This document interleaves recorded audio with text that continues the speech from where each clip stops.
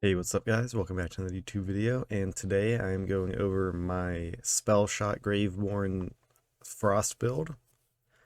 Now this build carried me from Chaos 20 to 35, and the main weapon I used during this was the Queen's Cry, and I do have an enchantment on it on Spellcast, increase frost damage by 30% for 5 seconds. And in my opinion, this is one of the best weapons for a Spellshot, as I guess it scales to your spell damage. And this can melt bosses pretty well.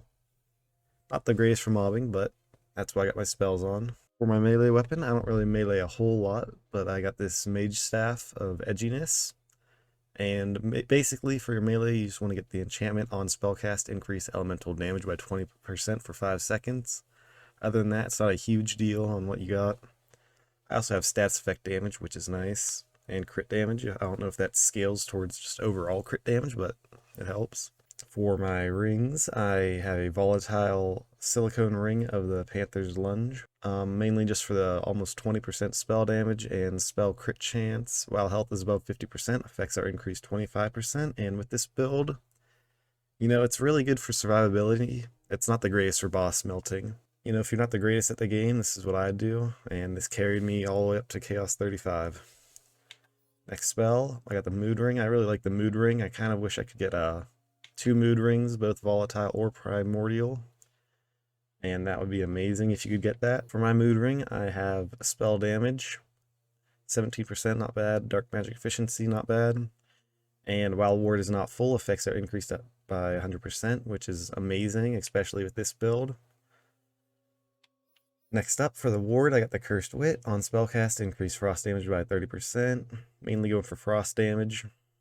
And while ward is depleted, gain 17% damage reduction and 100% increased damage dealt to nearby enemies. Really good. Probably the best shield for a spell shot. For this armor, I'm just running it mainly for spell shot power and the middle ability. Let me check out what it's called.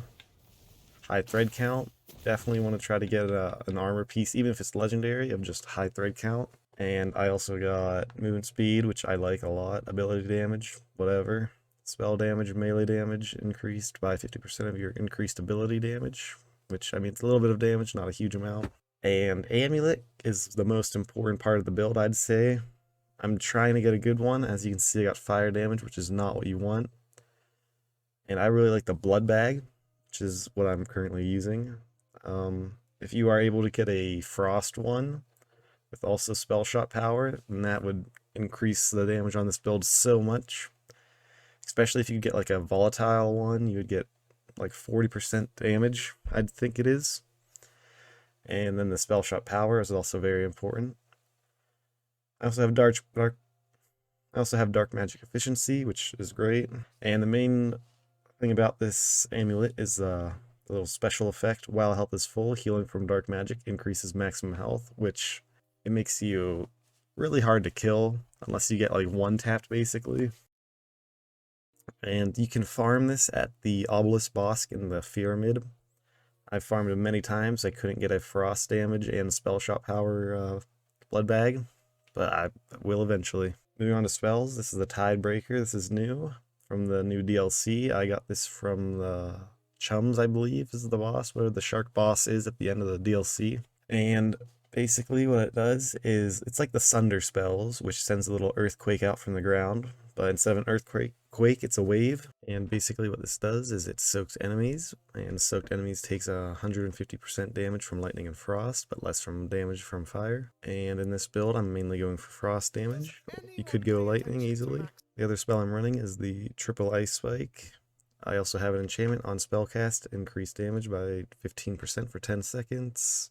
Really good spell, got plenty of range, does a lot of damage, I like it a lot. Moving on to my hero stats, I maxed out crit damage and spell cooldown. I got plenty of crit chance, so I didn't really bother with that. Next I'm going for status damage. Going to the actual skill tree itself, as I said, Spellshot and Graveborn. I'm running Ambidextrous. Spell Sniper, max that out. Magic Bullets, max that out.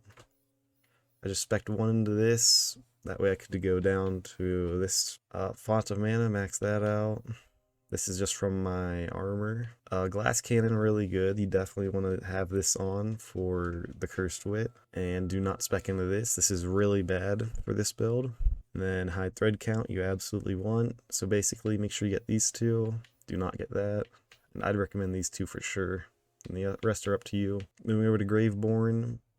I maxed this out just for the health, trying to get the survivability. This also for the health and survivability, dark magic damage, which ends up healing you with my amulet. This is for health and spell damage, really useful. This gives you just some bonus damage. This is really good, definitely just increases your DPS a lot. I'd absolutely recommend. Then I got the capstone, which also basically gives you some healing from the other skills I spec'd into. I'll now demonstrate this in a Chaos 35 Chaos Chamber. Alright, here I am on Chaos 35. As you can see, definitely does enough damage. 32k just with that. And I really like this build a lot. Here we go, we'll test it out on this. As you can see, 58k I hit for in there. It's pretty good damage. Then the survivability, as you can see, my health is almost 9,000. I think it can go higher. I believe it can hit around 10k. Just from the amulet. I'll try to get to the max. This actually might... 9,000 might have been the max. Let's see.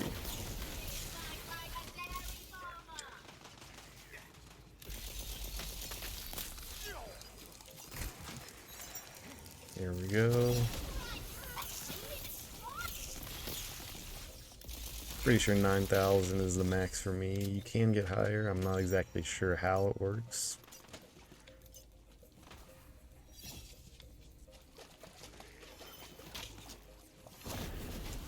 Anyways though, as you can see, it does good for mobbing. I'll now cut to a boss fight.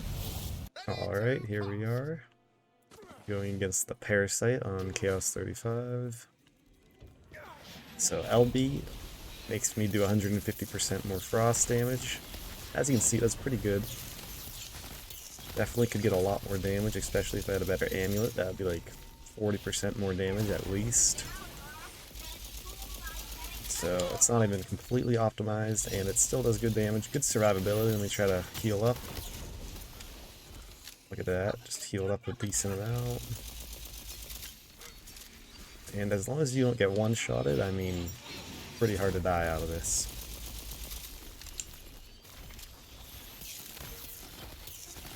There we go, broke the shield. You know, I tried not making a build with like pixies or stuff that's gonna get nerfed. Or double knot, I believe that is bugged. So this build should be good for a while. And maybe they'll even buff something in it and just make it even better.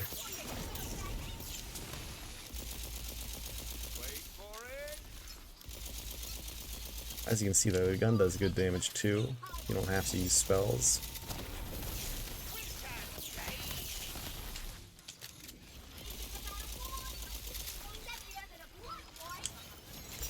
There we go, my shields broke. I did have shields, so I was missing out on a lot of damage. Let's see if I can just kill him out of this. Should be able to. There we go, shield broke. There we go. Check out the legendary. Volatile Arcane build, I'll definitely pick it up. Anyways though, that's going to be the end of the video. Hopefully you guys enjoyed, and I'll see you in the next one.